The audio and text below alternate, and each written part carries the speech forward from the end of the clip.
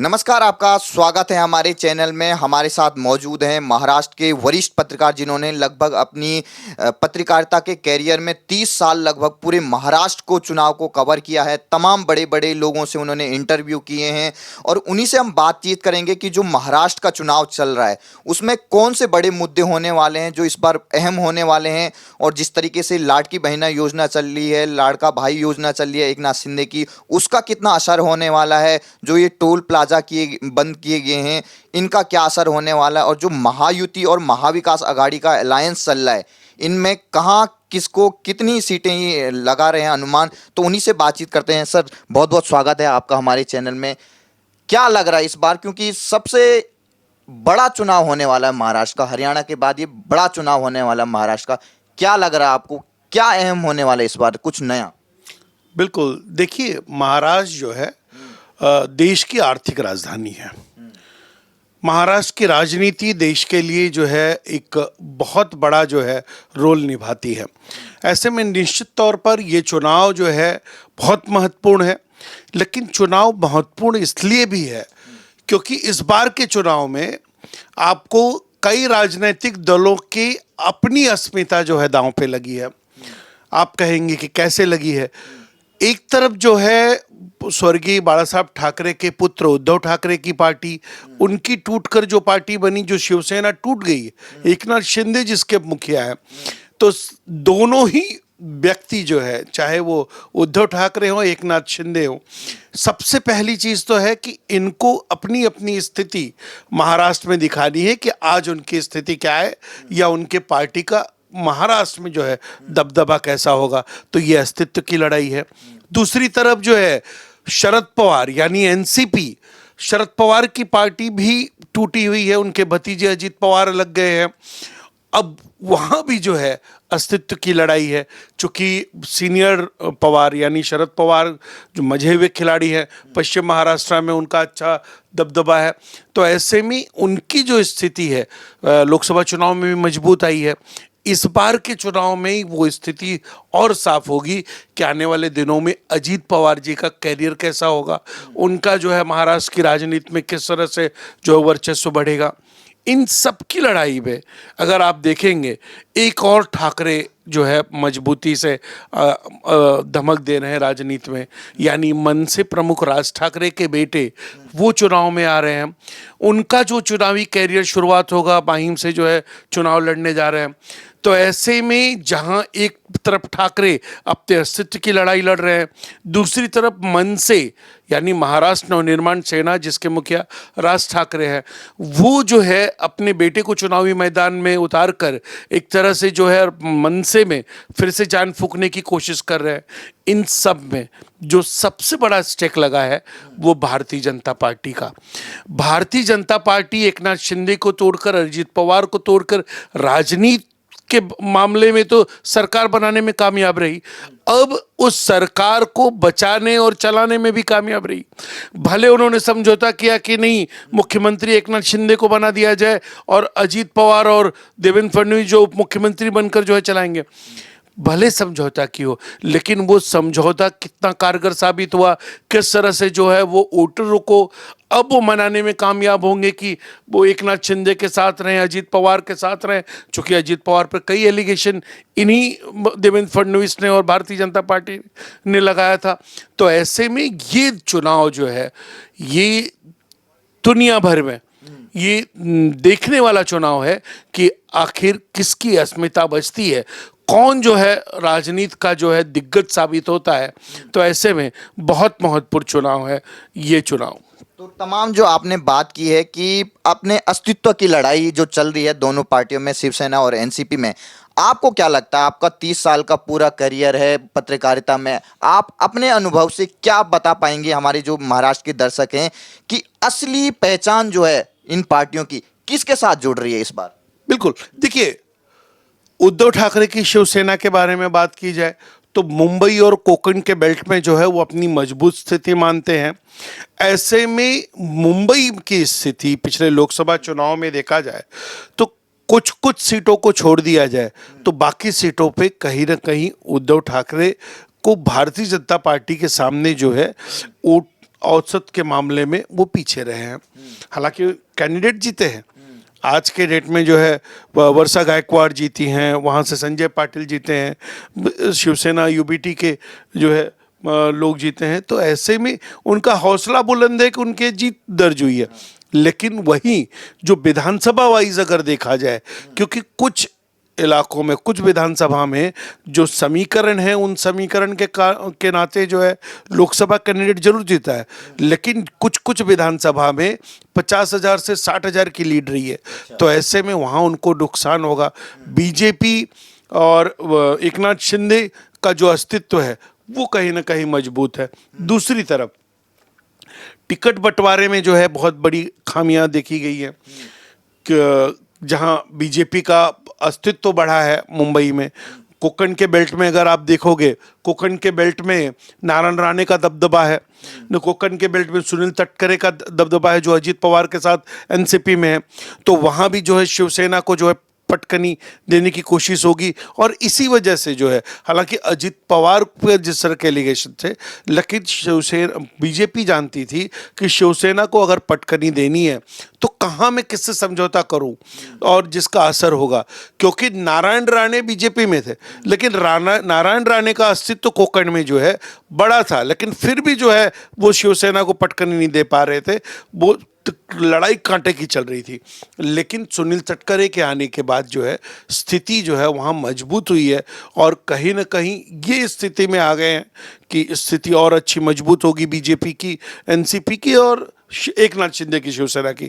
थाने जो है वो मजबूत है एकनाथ शिंदे के, वहाँ पर जो है तो कोई दूसरा परिंदा भी पर नहीं मार सकता है। हालांकि फिर भी यूबीटी ने जो है वहाँ से जो वहाँ के एक बहुत दिग्गज, जिसे एकनाथ शिंदे भी अपना गुरु मानते हैं, दिग्गज साहब, उनके भतीजे को उतारा है वहाँ से चुनावी मैदान में। लेकिन उसके बावजूद एकनाथ शिंदे का दबदबा वहाँ पर जिस तरह का है, क्योंकि लोकसभा चुनाव में राजन विचारे उनके सांसद थे, वो हार गए। तो ऐसे में जहाँ एकनाथ शिंदे के बेटे श्रीकांत सांसद हुए, दूसरा सांसद जो है एनडीए गठबंधन जो है अपना लाने में कामयाब रहा। तो ऐसे में यहाँ की स्थिति ये बन रही है। पश्चिम महाराष्ट्र में पूरी स्थिति जो देखी जाएगी, पश्चिम महाराष्ट्र में शरद पवार वाकई में सड़क पर उतरकर काम कर रहे हैं, और वहाँ के लोगों में उनकी जो मजबूत स्थिति है वो बहुत साफ है। वहाँ पर जो है उनको मानने वाले, उनको दिल से चाहने वालों की कोई कमी नहीं है। वहाँ पर वो कितने और कामयाब होते हैं किस बार विधानसभा चुनाव में जो है, वहाँ एक समीकरण गड़बड़ा सकता है। लेकिन पश्चिम महाराष्ट्र में जो सातारा का बेल्ट है या उस तरफ का, वहाँ जो शिवाजी महाराज, छत्रपति शिवाजी महाराज के वंशज हैं, वो बीजेपी के साथ है, वो स्थिति संभालने की कोशिश करेंगे, क्योंकि वहाँ उन्हें जो है छत्रपति शिवाजी महाराज का ही जो है वंशज समझकर उनका सम्मान किया जाता है। तो वो एक स्थिति जो है वहाँ मजबूत करती है। विदर्भ की तरफ बीजेपी की लड़ाई जो है, बीजेपी की लड़ाई में कांग्रेस कुछ हद तक है, लेकिन महाराष्ट्र की लड़ाई में कांग्रेस एकदम से नदारद है। यहाँ तक कि लोकसभा में तो सबसे ज्यादा सीटें कांग्रेस की आई थी।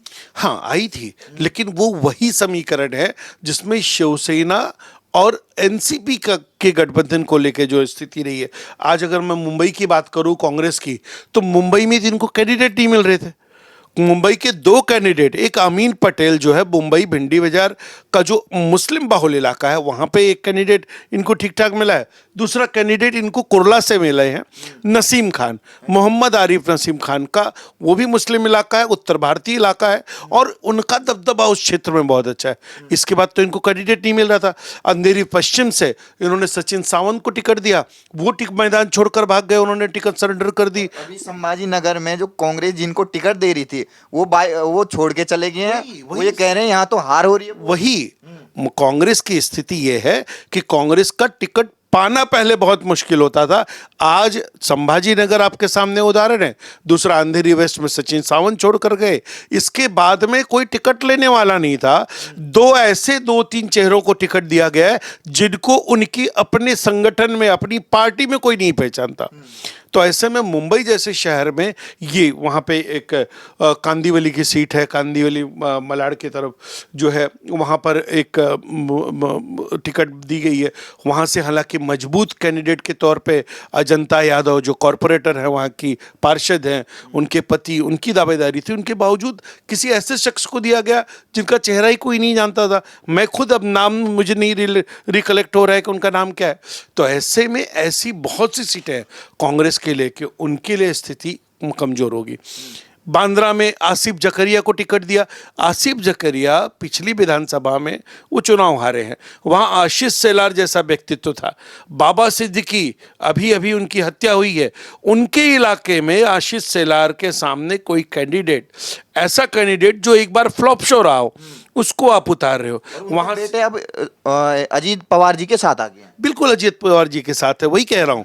एक तो वहाँ की सिंपैथी जो है कहीं ना कहीं बाबा सिद्दीकी को, और बाबा सिद्दीकी सड़क पर उतर कर काम करने वालों में से थे।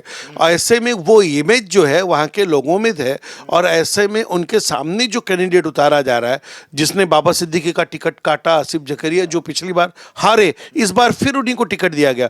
जबकि माना जा रहा था वहाँ से सुनील दत्त जी की बेटी जो प्रिया दत्त है, उन्हें उतारने की तैयारी थी, या राजेश शर्मा जी को उतारने की तैयारी थी, उनको नहीं दिया गया। तो निश्चित तौर पर ये चीजें जो है नुकसान पहुंचाएगी।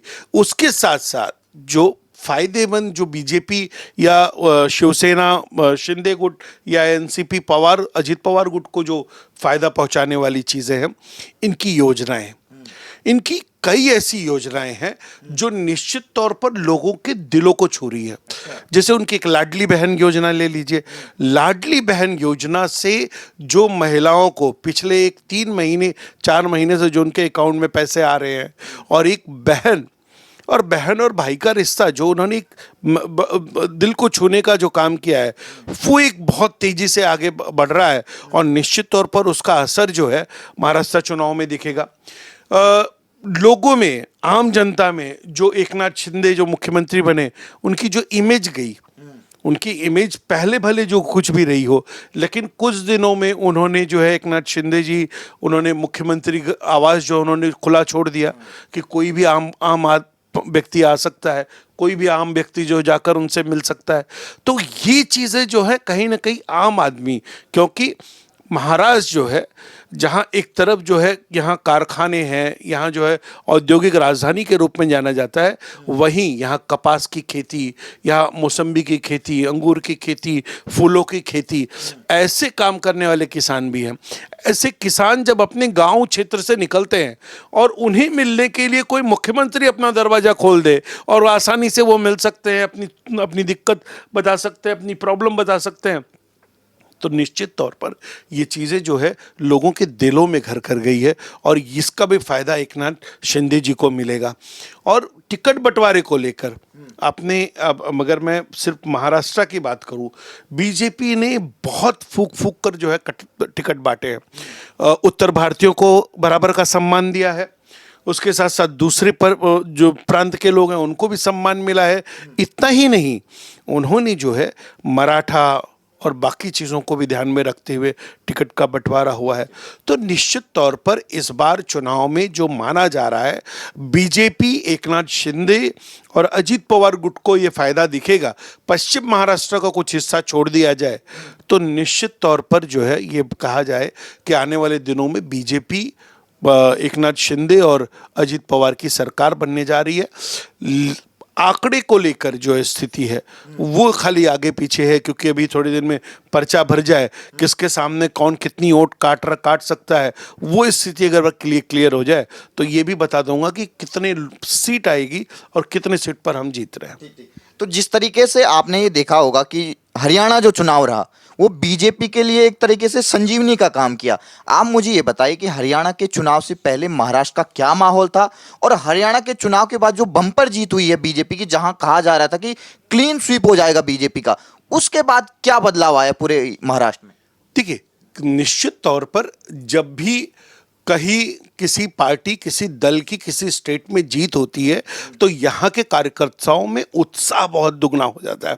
आज हर व्यक्ति जो है हरियाणा की जीत को लेकर जो है वो जो है प्रफुल्लित है, खुश है, हर कार्यकर्ता में दम है, क्योंकि इन सब चीज़ों से जो कार्यकर्ता विद्रोह करने वाले, क्योंकि चुनाव का फैक्टर ऐसा है कि जब भी आप टिकट का बंटवारा करते हैं, उद्धव गुट को और बाकी कांग्रेस और शरद पवार की एनसीपी, इन गुटों को ये लग रहा है कि अगर हमने मिलकर चुनाव लड़ा तो स्थिति सामान्य होगी।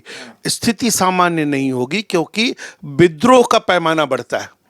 विद्रोह के पैमाना बढ़ने के बाद जो है स्थिति बिगड़ती है। लेकिन बीजेपी के लिए या शिवसेना के लिए स्थिति जो बिगड़ेगी, वो कैसी स्थिति बिगड़ेगी वो मैं आपको बता रहा हूं। आज के डेट में अगर परिस्थिति को देखा जाए तो ऐसे में उत्साह इनका बढ़ा हुआ है कि हमारी जीत हो रही है। ऐसे में यहाँ विद्रोह करने वाले जो कार्यकर्ता हैं उनकी संख्या कम होगी, क्योंकि उन्हें डर है कि सरकार बनेगी, उसके बाद हमारी स्थिति बुरी होगी, इसलिए जो वहाँ विद्रोह कम होगा। लेकिन यहाँ चूंकि जैसे जहाँ पर कांग्रेस पर दबाव बना, कांग्रेस को जो है सीटों में समझौता करना पड़ा, और कहीं ना कहीं शिवसेना पे भी दबाव बढ़ा है कि उद्धव ठाकरे के साथ जो है गठबंधन को लेकर, तो निश्चित तौर पर जो है ये परिस्थितियां भी जो है हरियाणा की परिस्थिति हो या यहाँ की परिस्थिति हो, वो कहीं ना कहीं बीजेपी, अजीत पवार गुट की एनसीपी या एकनाथ शिंदे जी की शिवसेना के पक्ष में जाती दिख रही है। आपने देखा होगा जो टिकट बंटवारा हुआ, जिस तरीके से बीजेपी हो, एकनाथ शिंदे की पार्टी हो और अजीत पवार की हो, इधर तो पूरा स्मूथ चला टिकट बंटवारा। लेकिन वहीं अगर महाविकास आघाड़ी को देखा जाए, संजय राउत किस तरीके से नाना पटोले पर आरोप लगा रहे थे, और अब ये खबर आ रही है कि जो राहुल गांधी हैं वो नाराज चल रहे हैं पार्टी के नेताओं से कि उन्होंने उद्धव ठाकरे को इतना खुला छूट और इतनी सीटें क्यों दे दी। बिल्कुल, अब ये चीज़ें जो है यही नाराजगी का कारण बनती है, क्योंकि जब पार्टी का शीर्ष नेतृत्व ही आपस में एक नहीं होगा तो नीचे के कार्यकर्ताओं को विद्रोह करने से बिल्कुल डर नहीं लगेगा, वो तुरंत तैयार होंगे, क्योंकि हमारा नेता ही विरोध कर रहा है। और ऐसे में कांग्रेस पर, इसीलिए कह रहा हूँ, कांग्रेस पर दबाव बनाना और दबाव बनाकर अपने पक्ष में फैसला कर लेना, ये उद्धव ठाकरे जी के लिए आज भले कामयाबी भरा लग रहा होगा, लेकिन उसी विद्रोह का उन्हें सामना करना पड़ेगा, जिसका खामियाजा परिणाम में जो है उन्हें देखने को मिलेगा। तो सबसे महत्वपूर्ण जो महाराष्ट्र में इस बार ये है कि असली शिवसेना किसके पास। जिस तरीके से हम बाला साहब ठाकरे की विचारधारा को देखते थे, आप उनके साथ कई बार आपने इंटरव्यू किया बाला साहब ठाकरे के साथ, आप ये बताइए जो उनकी विचारधारा थी वो आज कौन सा धड़ा लेके चल रहा है। देखिए, बाला साहब की विचारधारा की अगर बात की जाए, कट्टर हिंदुत्व की बात की जाए, महाराष्ट्र के अस्मिता की बात की जाए, महाराष्ट्र के स्वाभिमान की बात की जाए, या महाराष्ट्र को नुकसान और फायदे की बात की जाए, तो ऐसे में उनकी ज्वलंत सोच थी, उस पर जो है निश्चित तौर पर आज मुझे बिना सोचे अगर कहने के लिए कहा जाए तो वो छवि, वो विचारधारा कहीं ना कहीं राज ठाकरे में दिखती।